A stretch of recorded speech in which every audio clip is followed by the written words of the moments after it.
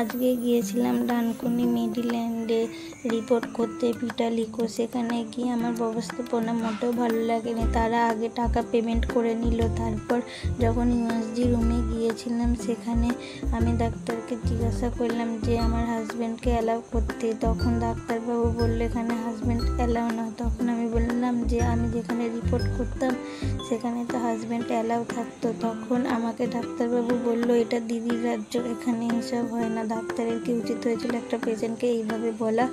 তারপর সেখান থেকে বেরিয়ে আমি ডাক্তারকে জিজ্ঞাসা করলাম যে রিপোর্টে কি আসলো, সব ঠিকঠাক তো? তখন ডাক্তারবাবু বললো বাইরে গিয়ে জিজ্ঞাসা করতে। বাইরে জিজ্ঞাসা করতে গেলাম, তারা ডাইরেক্ট বলে দিল কালকে রিপোর্ট আসবে, নিয়ে যাবেন। সেই রকম কিছু আমাকে বললো না।